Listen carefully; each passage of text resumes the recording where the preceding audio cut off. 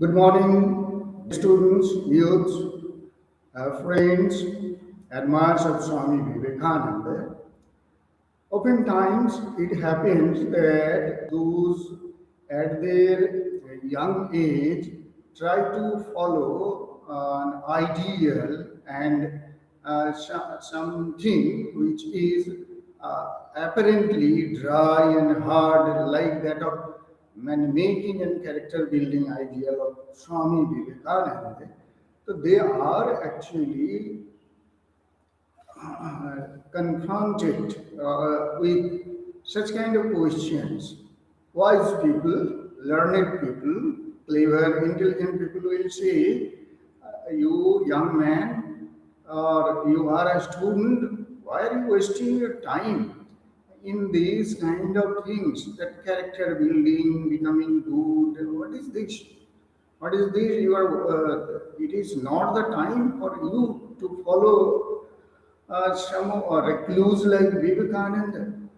Would you like to be or want to become a Vivekananda? Or somebody will directly tell you, see that Vivekananda has come. So these are the kinds of, you can say, attacks, interrogations, which we sometimes feel defenseless. Defenseless, what to answer? Why does it happen? It happens because we do not have that firm conviction why that it is really essential for me. The first answer. Now, if you are determined, if you have taken the vow that you will build your life, your character, following the ideal of Swami Vivekananda, and you are quite confident about it, then what will be your answer? That sir, do you want me to be a man without character, a characterless person, a characterless youth? Do you want? Those who will not try to just become the man with character, then they must, their second option is left, that they want to be characterless, without any character. If you are hungry, right, if you want to eat something because you are hungry, then if you do not eat, nobody will say that you are fed, isn't it? So if you do not study and get any education and degree, people will tell you illiterate. So just getting that human life, if you do not want to build your character, then you will become a characterless person. For everything, for manufacturing, right, everything, there is a process. For manufacturing the car, the vehicles, there is a factory. So you have got a body, and this body is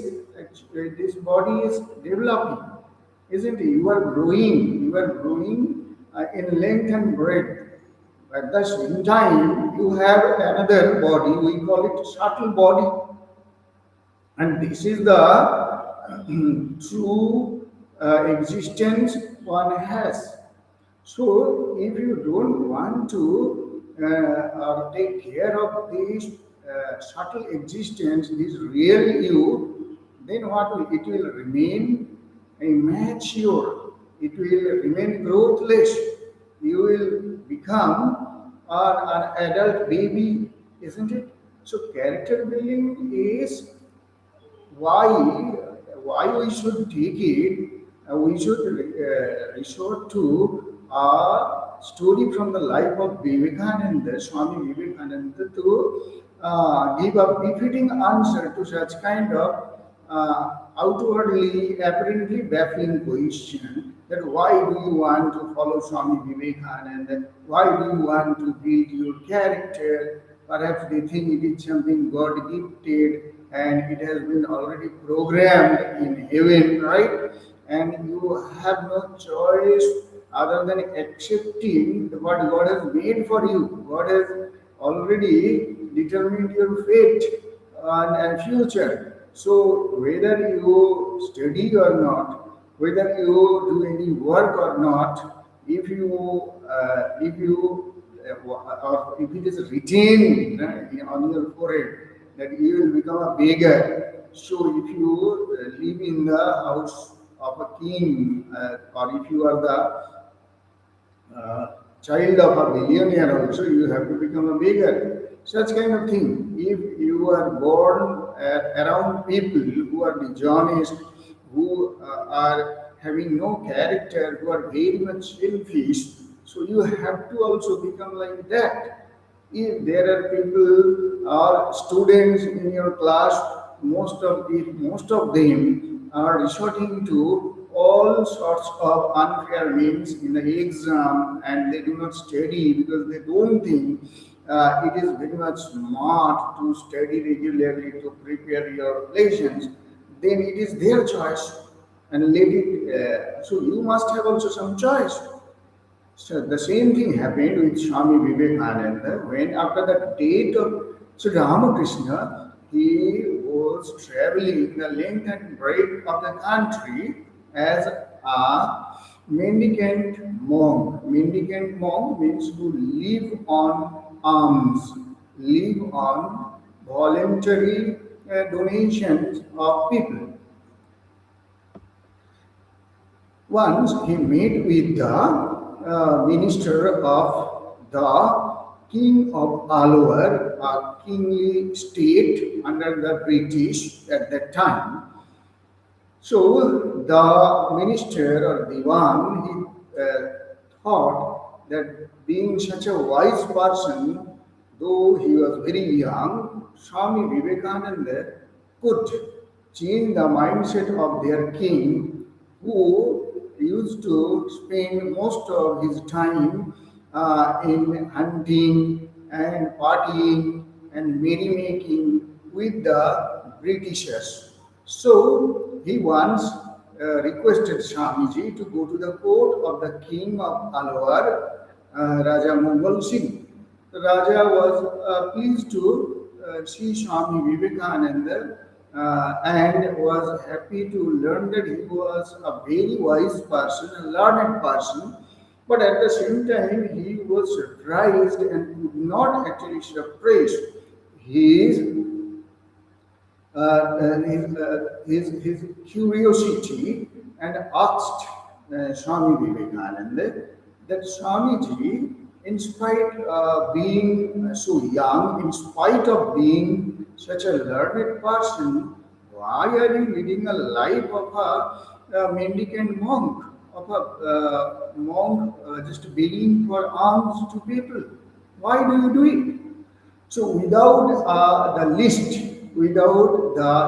perturbed hesitation, Swami Vivekananda retorted in reply that in spite of being the king, he has learned that the king, without taking care of his subjects, of his kingdom, why did the king just spend just most of his time in hunting, merrymaking with the Britishers?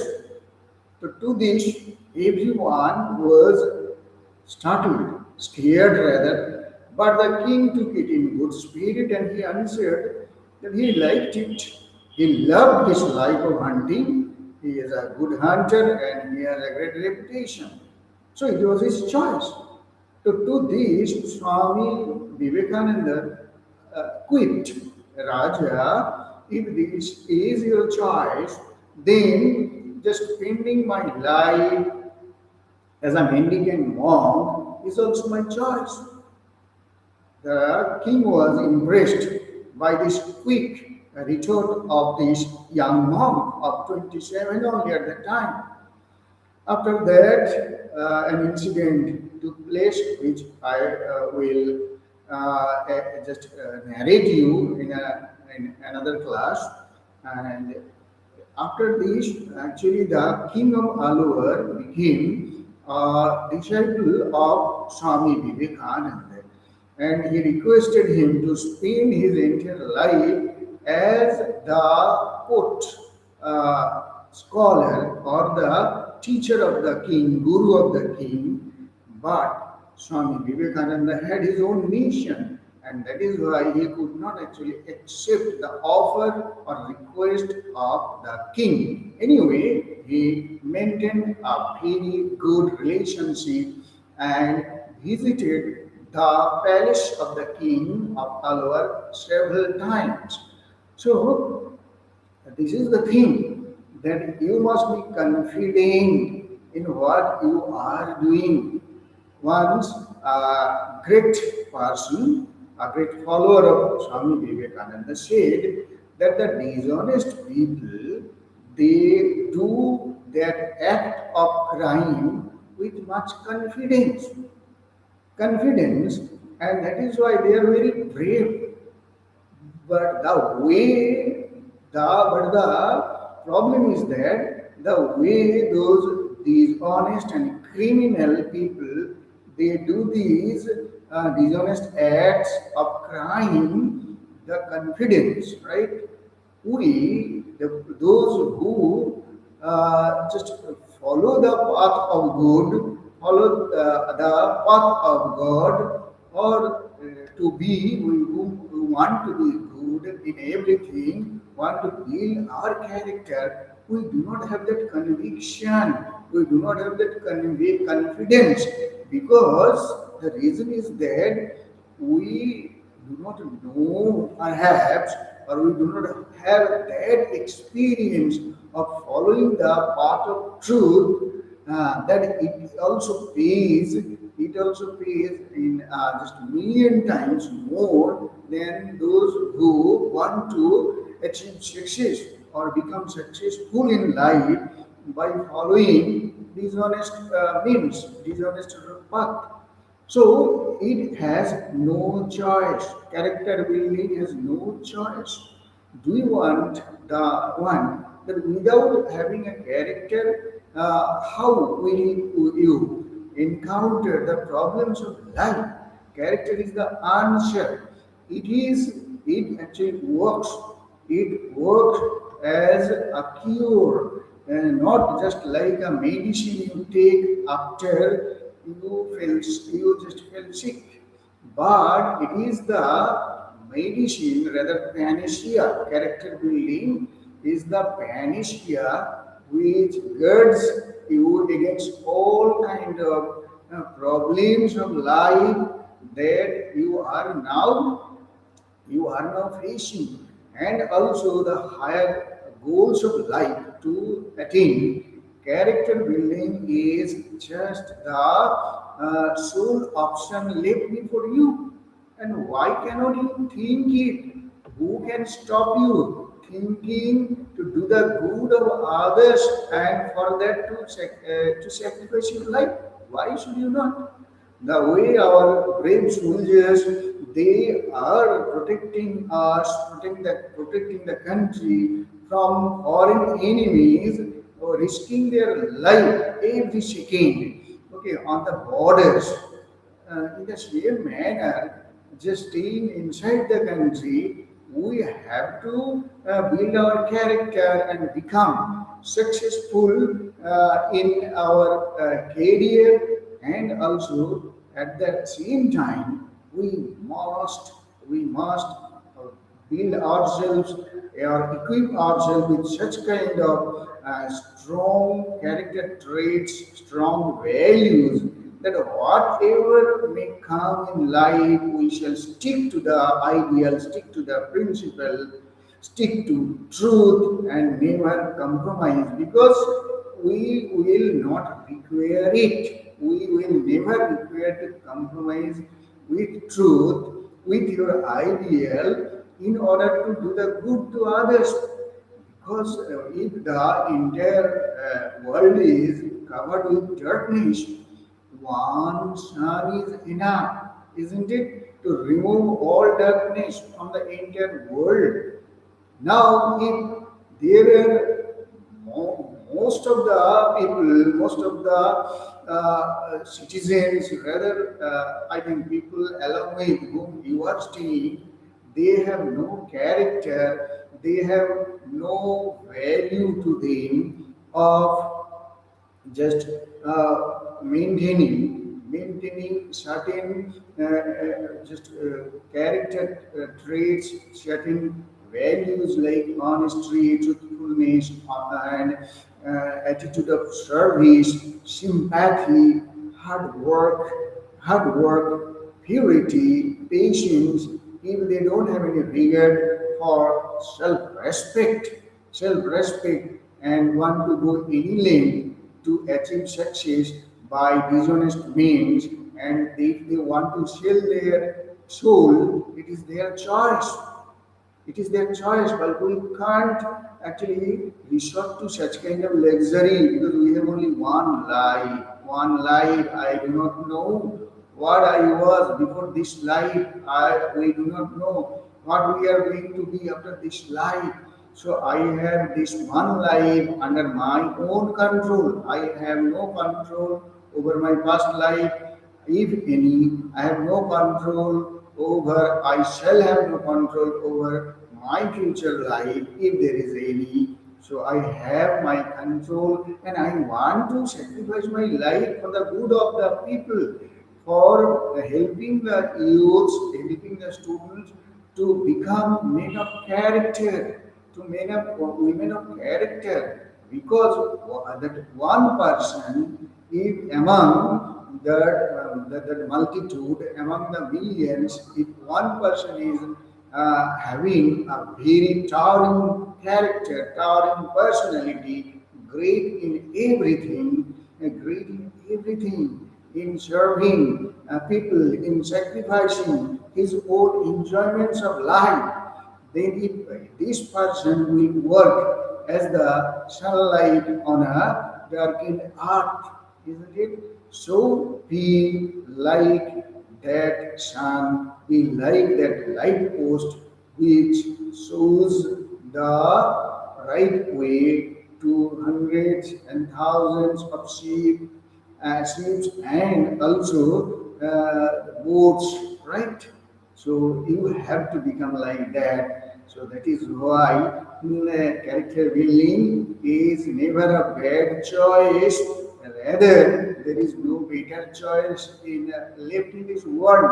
No God, no intellectual people, no philosopher, no politician can ever offer you a better option than building your character for becoming a truly successful careerist, at the same time a humanist, a humanitarian, philanthropist who can and who just dedicate his entire life for the good of the downtrodden, of the distressed, of the millions and millions of the people who are gradually sinking lower and lower in the vortex of ignorance and destitute. We have to stand by them. We have to extend our helping hand to our youths, our students.